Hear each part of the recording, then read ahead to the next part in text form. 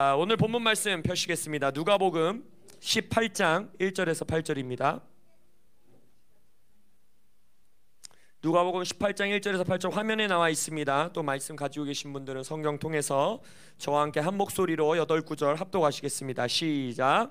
예수께서 그들에게 항상 기도하고 낙심하지 말아야 할 것을 비유로 말씀하여 이르시되, 어떤 도시에 하나님을 두려워하지 않고 사람을 무시하는 한 재판장이 있는데, 그 도시에 한 과부가 있어 자주 그에게 가서 내 원수에 대한 나의 원한을 풀어주소서 하되, 그가 얼마 동안 듣지 아니하다가 후에 속으로 생각하되, 내가 하나님을 두려워하지 않고 사람을 무시하나 이 과부가 나를 번거롭게 하니 내가 그 원한을 풀어주리라. 그렇지 않으면 늘 와서 나를 괴롭게 하리라 하였느니라. 주께서 또 이르시되, 불의한 재판장이 말한 것을 들으라. 하물며 하나님께서 그 밤낮 부르짖는 택하신 자들의 원한을 풀어주지 아니하시겠느냐? 그들에게 오래 참으시겠느냐? 내가 너희에게 이르노니 속히 그 원한을 풀어주시리라. 그러나 인자가 올 때에 세상에서 믿음을 보겠느냐 하시니라. 아멘. 오늘 이 본문 말씀으로 여러분들과 함께 나눌 금요 돌파 기도의 설교의 제목은 인내에 관한 논란들 두 번째 시간입니다. 우리가 지난주에 고난주간 성금요일에 기도 시간 가지면서 잠시 멈췄었던 인내 시리즈 여러분들과 계속해서 좀 나누기 원합니다. 우리가 야고보서 1장에 있는 인내를 온전히 이루라.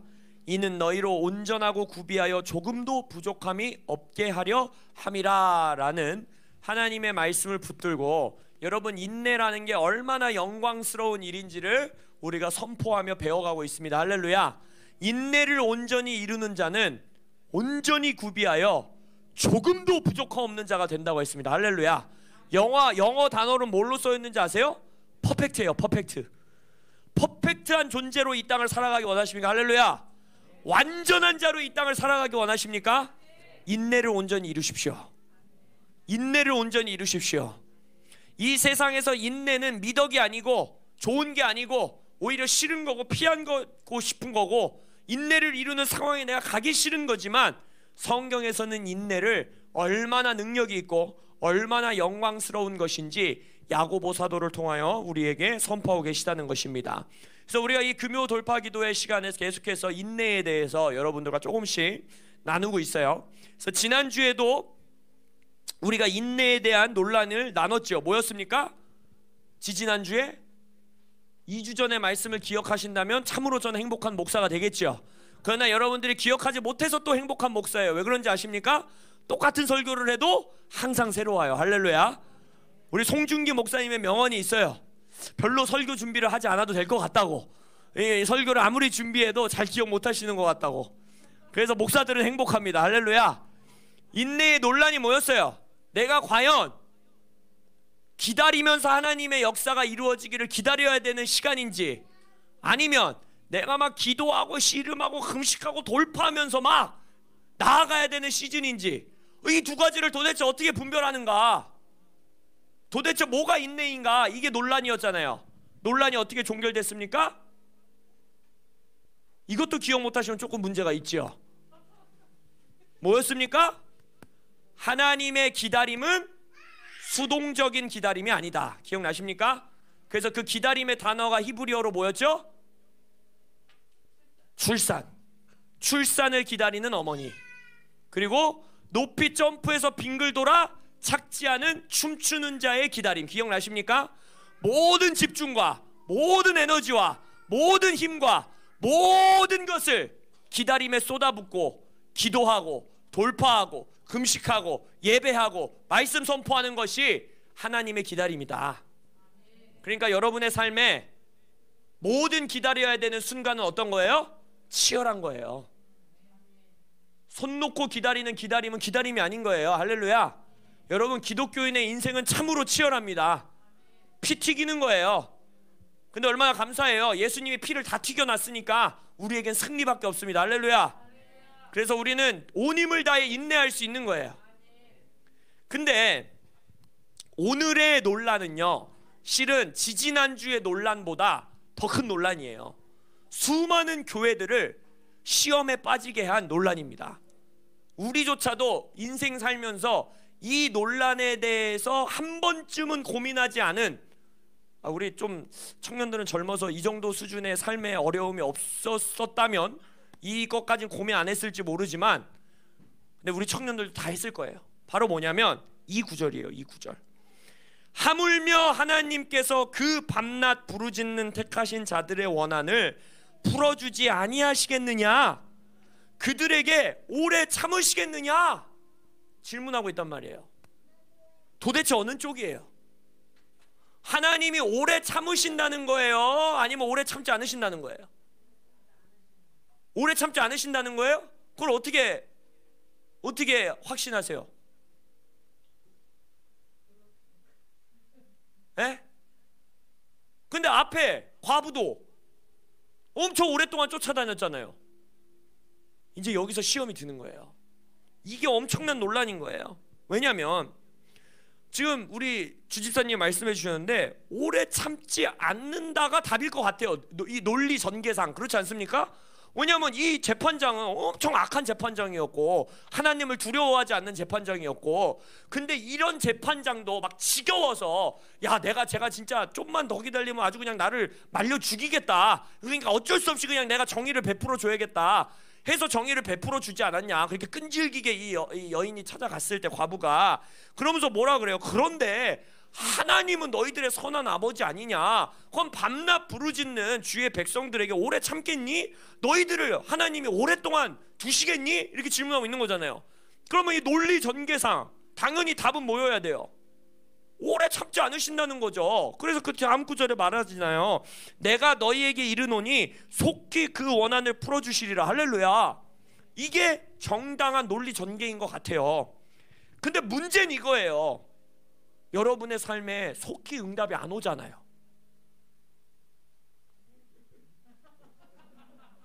그게 논란이에요. 그게 논란이에요.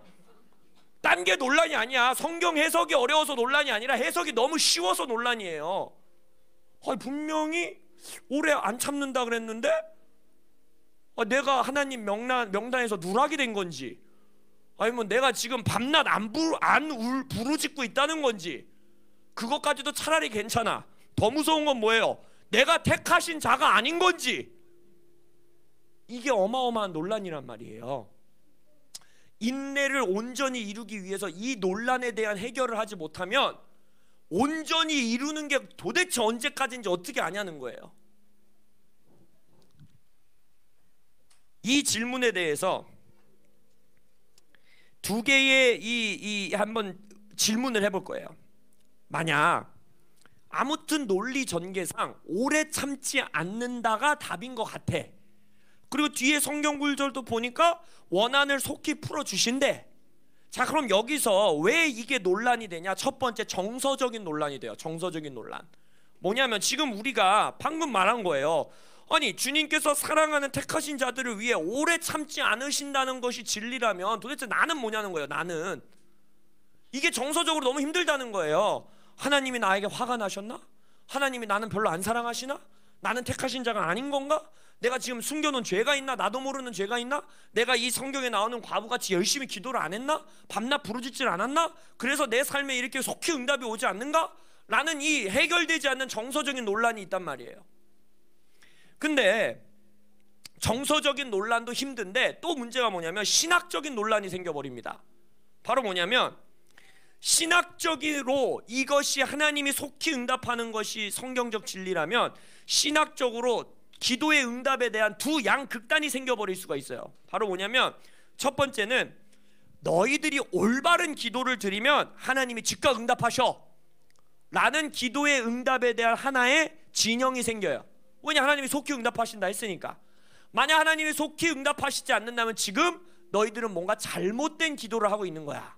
그러니까 이게 실은 2주 전에 이 논란과도 연결이 돼요. 왜냐하면은 우리가 응답이 일어나지 않으면 그런 질문들을 하잖아요. 지금 내가 가만히 잠잠히 기다려야 되는 때인데 막 금식하고 하나님한테 떼쓰고 막 기도하니까 이게 응답이 안 오는 건가? 아니면 지금 내가 더 막 금식하고 막 40일 금식하고 막 새벽 기도하고 막 철야 기도해야지 되는 건데 내가 너무 맘 놓고 손 놓고 기다리고 있는가? 2주 전의 논란도 실은 여기서 나오는 거예요. 내가 지금 혹시 잘못된 기도를 하고 있는가? 이 진영에 계속해서 극단으로 가다 보면 무슨 문제가 생기냐면 기도의 응답에 대한 방법론이 생겨버립니다. 이러한 상황에 있을 땐 이런 기도문을 가지고 기도해야 돼. 이러한 상황에 있을 때는 최소 21일은 금식해야 돼. 야, 재정적인 문제는 그게 쉽게 해결되는지 알아? 40일은 금식해야 돼. 뭔가 어떤 방법론, 막 갑자기 막 찔리는 마음들, 내가 금식은 아니에요. 이 방법론, 뭔가 어떤 막 공식, 어떤 요 정도 문제는 3일 금식, 저 정도 문제는 한 10일 금식, 막 이런 거, 이런 잘못된 신학의 논란이 생겨버릴 수 있다는 거예요.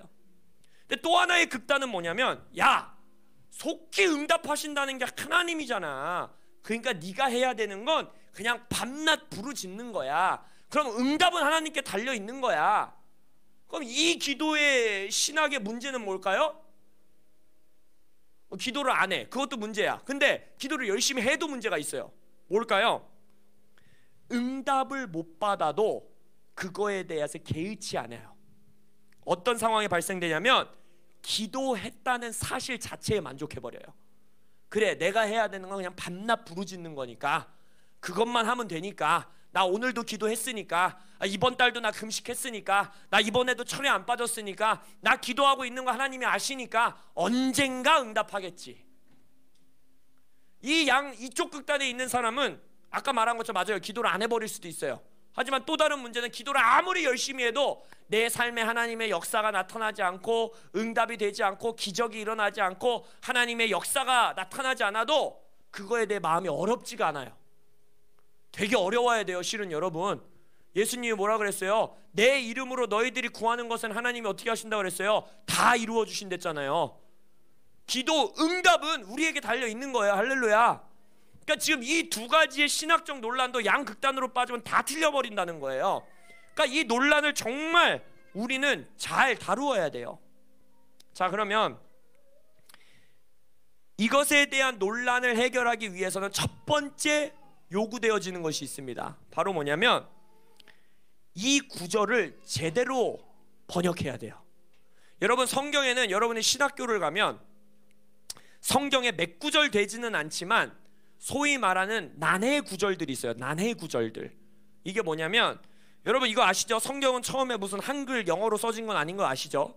원래 원본이 있잖아요. 원본, 막 양피지에 기록되어 있고, 막 옛날 종이에 기록되어 있는 헬라어, 히브리어로 기록된 원본 성경이 있단 말이에요. 맞아요. 저렇게 울고 싶어요. 그 공부를 하면. 헬라어, 히브리어는 정말 울고 싶게 만드는 정말 어려운 언어예요. 근데 성경에서 많지 않아요. 몇 개 구절이 사본끼리 대조했을 때 잘 맞지 않고, 그리고 이게 원본 사본인지 저게 원본 사본인지 좀 알기 힘들고, 또 막 글씨가 막 좀 꼬부라게 써 있고 지워진 것 같고, 그래서 과연 이게 지금 어떤 의미를 하는지 명확하게 알기가 참 어렵다 라고 말하는 구절들이 성경에 손에 꼽을 정도로 몇 구절이 있어요. 근데 이 구절이 그러한 난해 구절 중에 하나입니다. 그래서 여러분들이 이 구절을 보면요, 성경 버전마다 조금씩 달라요. 근데 우리가 읽고 있는 개역개정, 우리 이제 영어 성경에서도 유명한 NIV, NASB, AMP, RSV 이런 성경들은 다 개역개정이랑 똑같이 번역해요. 바로 뭐냐면 두 문장을 다 7절에 있는 풀어주지 아니하시겠느냐, 오래 참으시겠느냐, 이 두 문장을 다 의문형으로 해석합니다. 그렇게 번역해놨어요. 근데 더 정확한 번역이 어떤 번역이냐면 킹 제임스 버전, ASV, 웨이모스, JB 필립스 이런 유명한 아주 공신력 있는 성경들이 번역하고 있는 번역문이 조금 더 명확하다라고 많은 신학자들이 동의합니다. 근데 그건 어떻게 번역하고 있냐면 이렇게 번역해요. 그리고 하나님께서 그에게 밤낮으로 부르짖는 그의 택하신 자의 복수를 실행해 주지 아니하시겠느냐? 여기 의문형이에요. 그 다음 구절은 그리고 그들에 대하여 참고 계시는 중이다. 서술형입니다. 아니면 하나님이 그분께 낮과 밤으로 부르짖는 그의 택하신 자들의 원한을 전혀 갚아주지 아니하시겠느냐? 그리고 그분은 그들에게 오래 기다리신다. 이게 무슨 말일까요? 뒤에 문장이 그들에게 오래 참으시겠느냐를 라고 의문형으로 대부분의 성경이 해석해버린 이유가 문법상으로는 서술형인데 그걸 서술형으로 해석해버리면 뒷구절과 뭔가 앞뒤가 안 맞는 말인 것 같은 거예요. 하나님께서 우리에 대하여 참고 계시는 중이다. 내가 너희에게 이르노니 속히 그 원한을 풀어주리라. 이 앞뒤 문장이 너무 안 맞아 보이는 거예요. 그러다 보니까 앞뒤 문맥을 봐서 성경학자들이 그거를 물음형으로 바꿔버린 거예요. 그 앞문장을. 근데 이건 잘못된 번역입니다. 그 뒤에는 서술형이에요. 이거에 대해서 여러분들이 먼저 아셔야 되는 건 제가 설명드리는 것보다 우리 밥소르기 목사님이 책에 너무나 멋지게 쓰셨어요. 그래서 제가 이거 읽어드릴게요. 밥소르기 목사님이 이렇게 말씀하십니다. 나를 기다려라. 이 말씀을 받았을 때 사실 그리 용기가 나지 않았다. 주님, 저와 주님의 시간관념이 서로 다르지 않습니까? 주님께서는 하루가 천년 같지 않으십니까? 주님이 저를 위해 뭔가를 시작할 때쯤이면 저는 이미 죽어 땅속 깊이 묻혀 있을 겁니다. 하나님과 기다림의 관계에 대해 궁금증이 밀려왔다. 왜 하나님은 기다림을 그렇게 좋아하실까? 그래서 여쭤봤다. 주님의 작업실에 있는 그 많은 도구 중에서 왜 항상 나를 기다려라, 나를 기다려라 이 도구만 사용하시는 겁니까? 저는 항상 주님께 그 대답만 듣고 있는 듯합니다. 설마 다른 도구는 없으신 건가요? 왜 주님은 기다림을 가장 좋아하십니까?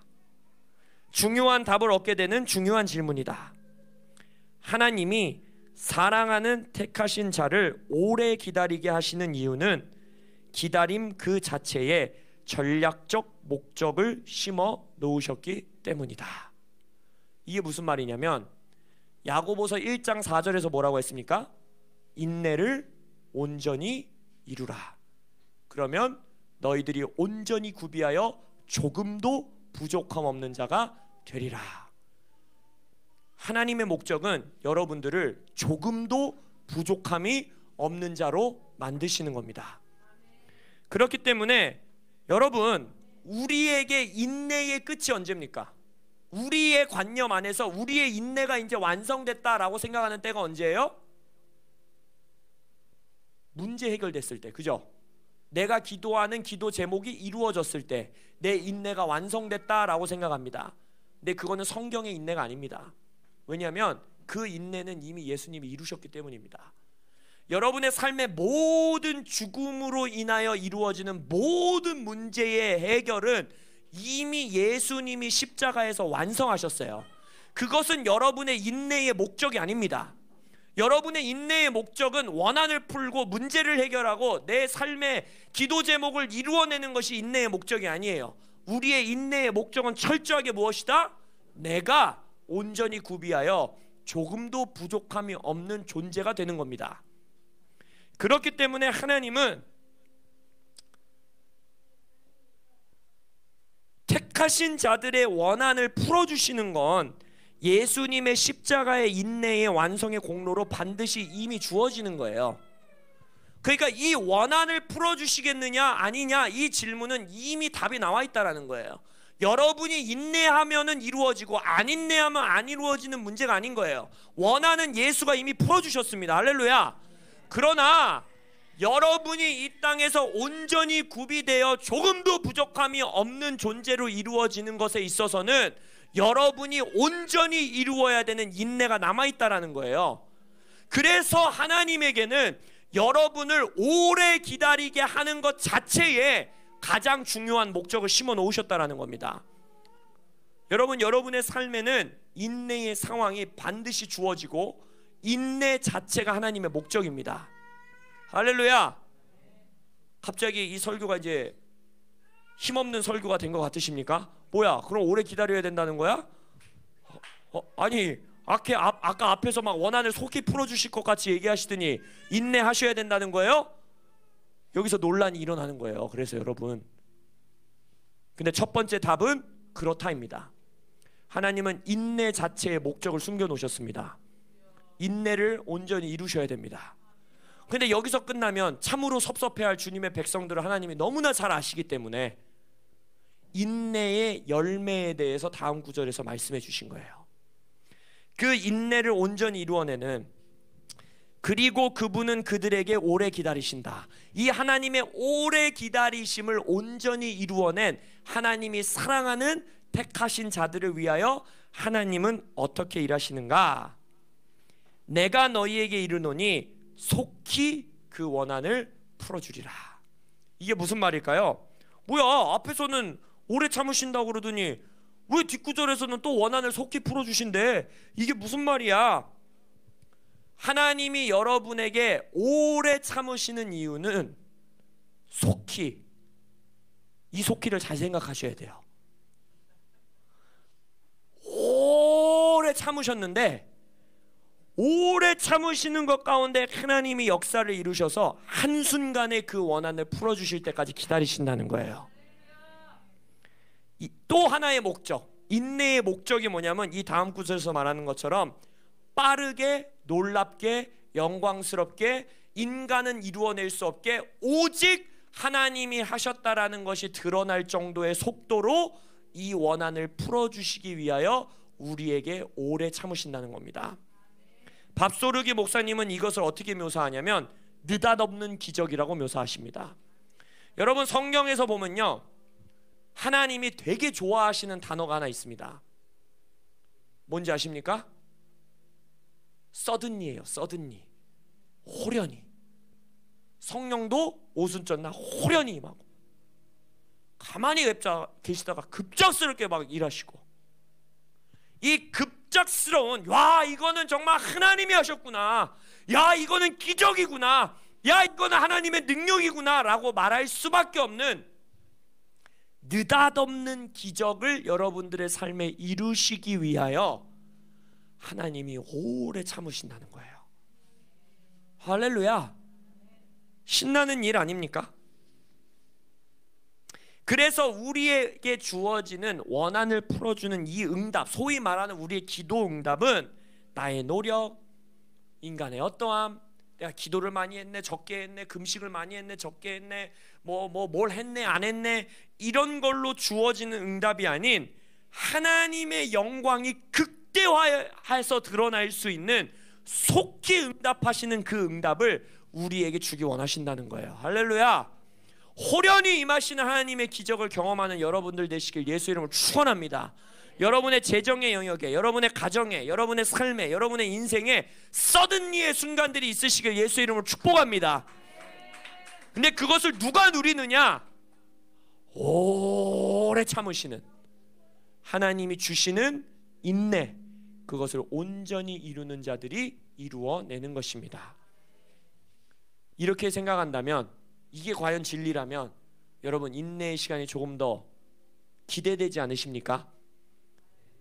온전히 이루어 조금도 부족함 없는 자로 구비되어지시는, 할렐루야. 그리고 급작스럽게, 놀랍게, 서든리, 호련히 일하시는 여호와의 기적을 경험하시는 우리 코람데오 가족 되시기를 예수의 이름으로 축복합니다. 아멘. 기도하십시다.